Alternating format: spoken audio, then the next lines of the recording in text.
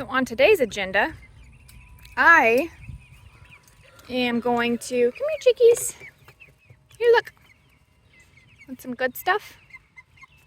Want some good stuff to scratch at? Let me break it up for you a little bit. Sprouted my chickens some more lentils that they seem to really enjoy. And today I'm going to try to get some stuff planted. I want to go ahead and put the corn in that big plot as well as the sorghum. And you don't belong. Why are you here, baby? These not your chickens. These are not your girls. I think you live next door. Big Red, you live next door.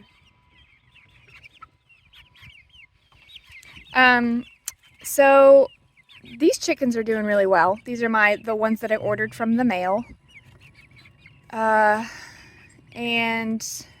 still not super sure which ones are going to be roosters and hens yet. The only ones that could possibly be roosters that I ordered a straight run were the buffs, which are the golden ones, and the black ones. These two over here. So I have a feeling, just judging by these two black ones, one has a pretty prominent comb. Let me see if I can, oh, bye. And one has a smaller comb.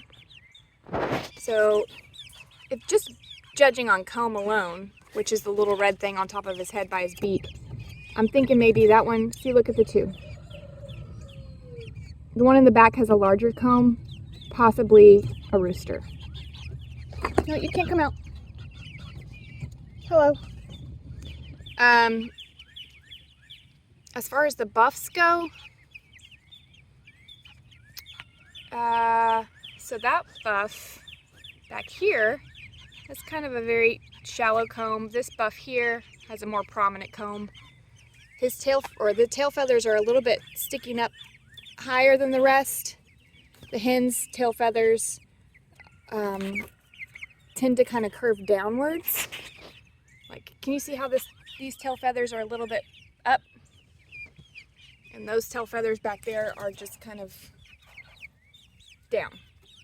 So that may indicate that this one is a rooster. Now, if I have too many roosters, I don't like to have more than one rooster. If I have, I don't know, probably like 15 to 20 hens. If I have more than 20, then I can allow a second rooster to hang out. But any more than that, then the roosters will start abusing the chicks, or the hens, make them bleed. So we just want to make sure. Look at this puffy cheeks. How cute. Oh, dang it. We just want to make sure that our hens are not being mistreated sexually. So we'll just have to rehome a rooster if we come to that.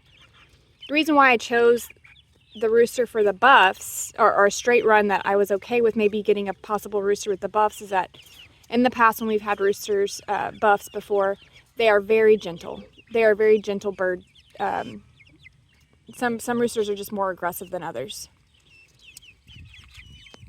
And the black ones are copper Morans, and I was okay with having a rooster out of them because they lay a very, very dark chocolate egg, like very, very dark brown.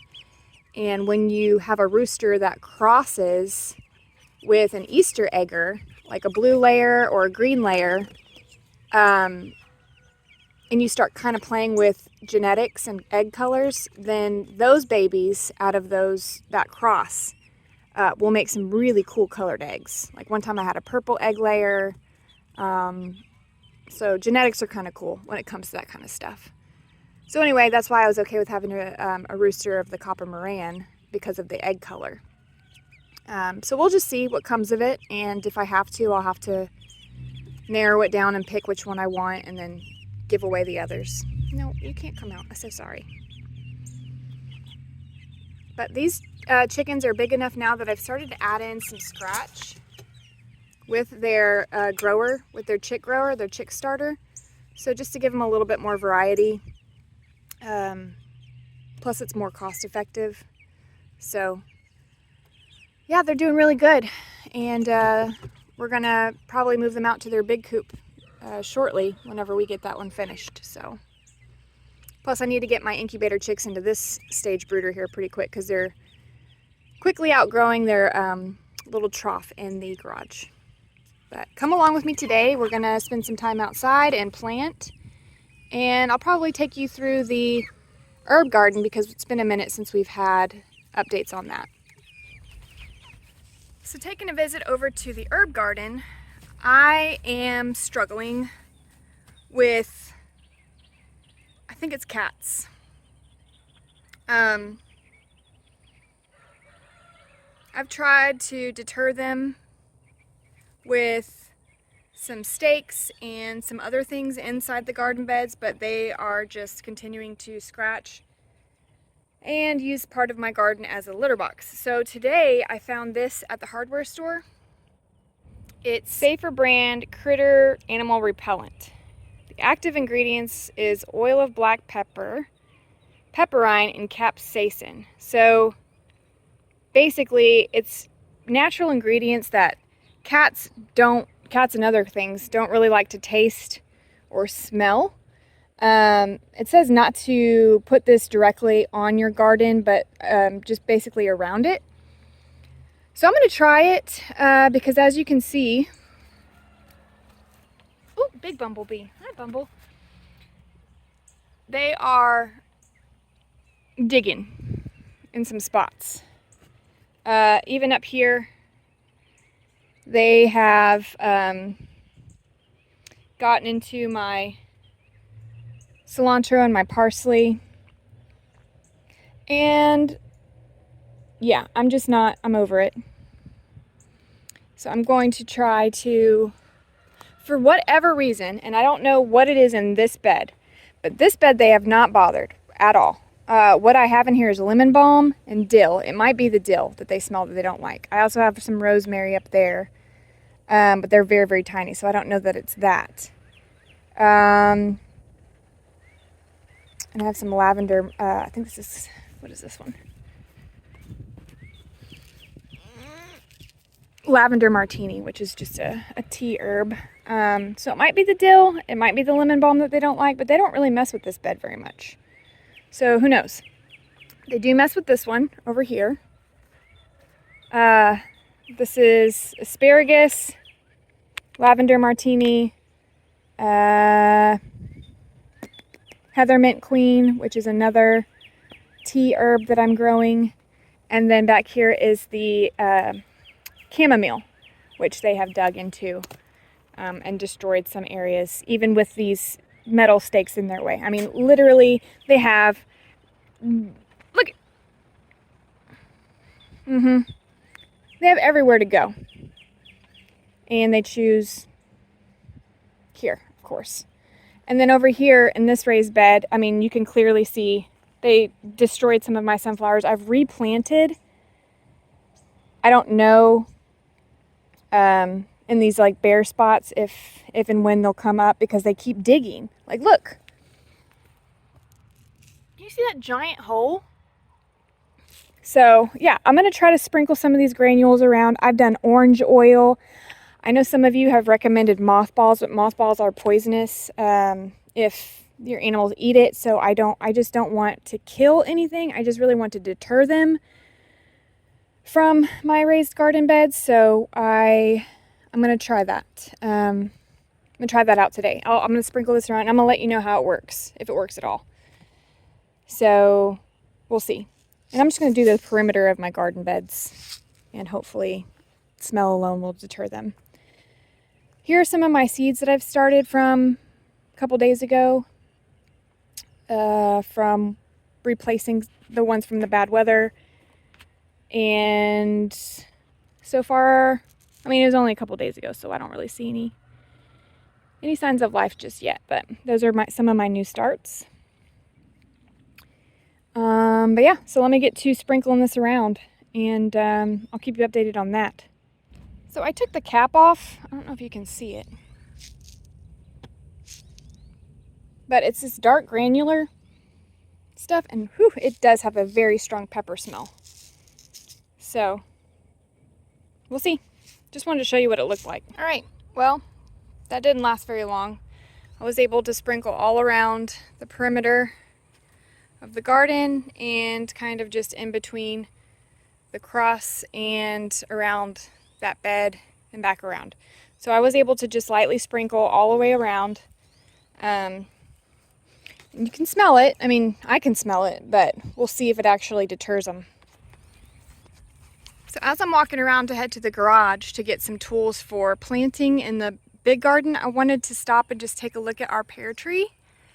Our pear tree was covered with flowers not too long ago, and now I'm just looking at all the baby pears that are starting to form. So take a look.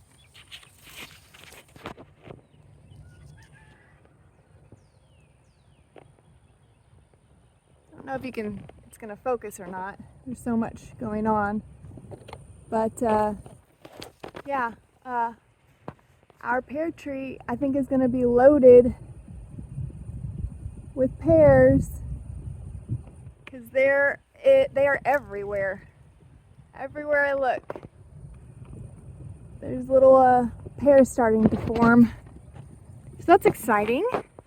We'll have a good pear crop as long as nothing drastic happens weather-wise, which I probably shouldn't even talk. I mean, come on, I should know better by now. But yeah, these little bulbs. Not every flower has them. Some of them aren't going to fertilize or pollinate, but you can definitely tell the ones that did because they already have little tiny pears on them.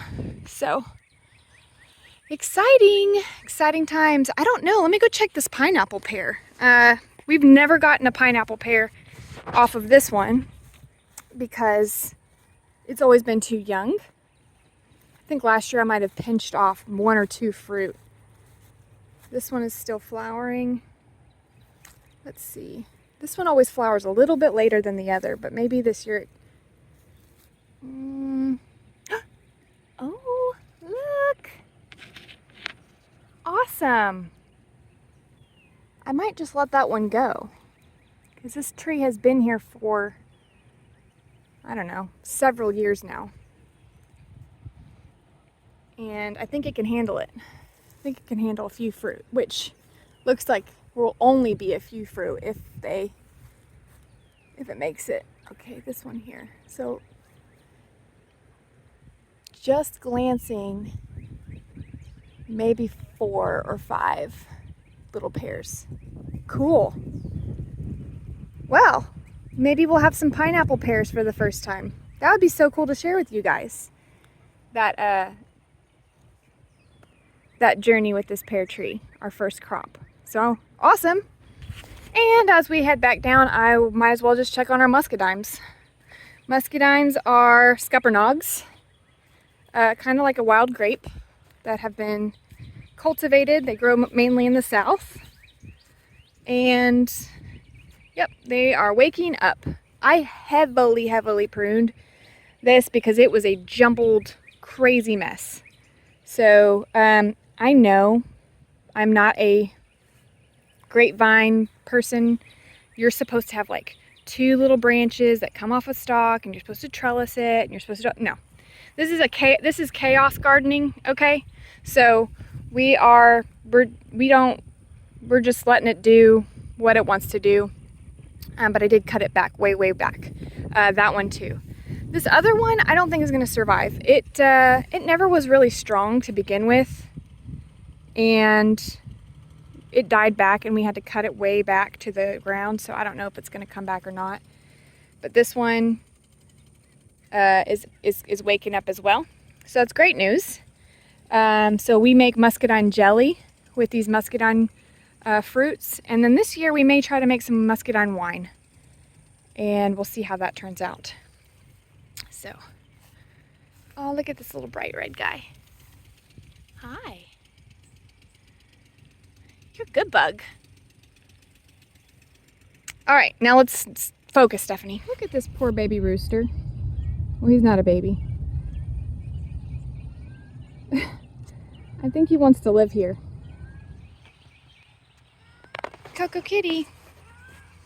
Coco Kitty, you want to say hi? You want to say hi to everyone? This is Coco Kitty.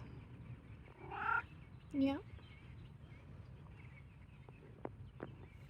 Coco has a very interesting story. I think I've said a little bit about her before, but she came to us. Me and Buddy were working in our garden one year, several years ago, and her back legs, she was skinny. Her back leg was completely skinned open. Meat was showing and everything, and she adopted us because this was our first cat. We've never had cats before, but she walked up and she needed help. So we got her all fixed up, and then come to find out she was pregnant. When we started feeding her, she fattened up, but then we realized that she was just more than fat. So she had kittens in Buddy's closet, which was pretty funny to me. Anyway, he didn't find it very funny. But she had kittens in Buddy's closet, and we gave them away. And then before we were even able to get her spayed, she got pregnant again. So after we gave the second litter away, we got her spayed, and that turned out to be a disaster. I had never spayed a cat before. I didn't really, to be fair, the nurse told me, I told her she's an outside cat, but we'll keep her inside, for however long she needs. And she told me, she said, okay, well, a week should be fine. So we let her out after a week, and a week was not fine. So she came walking up the day after we let her out. And I don't mean to be graphic, so if you're squeamish about stuff like, I don't know, medical stuff, out of her incision, she was dragging behind her intestines. She had I don't know what she did, but she opened up her tiny little scar, and just everything was out. And I thought for sure she was a goner, because when I say she was dragging it, it was feet worth of stuff hanging out of her. And it was a Sunday, I remember, because I had to call an emergency vet, bring her in. And guys, I don't know how they did it, but they saved her. They were able to clean off, me and Buddy wrapped her in a towel, and they were able to clean off everything inside. And they did say they had to cut off some portions of it that were dried, I guess, or just started to, too far gone. And they said, if she makes it, she makes it. And she made it, which is incredible to me, to see what she did and what she went through. And so then the second time after her surgery, we kept her in the house a lot longer to make sure she was completely, fully healed, and antibiotics and all that. So she's been with us for many years now, and she's a survivor. All my pets are. All my pets have a story, and she's one of them. And yeah, she's a good kitty. She's a good mama kitty. She's a Coco Kitty. She actually uses the litter box outside, the proper one that we have for her. So we appreciate that. But she leaves us lots of nice little presents, like dead snakes and the random bird, and little crawdads, crawfish, and all sorts of stuff. Lizards. She just leaves them at the back door, I think, as like, here you go, Mom. Here's dinner. I brought you home dinner. She's so cute. Excuse me, I put down some pest critter safe stuff down on this ground. So you're not supposed to be here. You're supposed to not want to be here. You're not supposed to roll around on it. It's supposed to irritate you. The smell of it. Why are you here?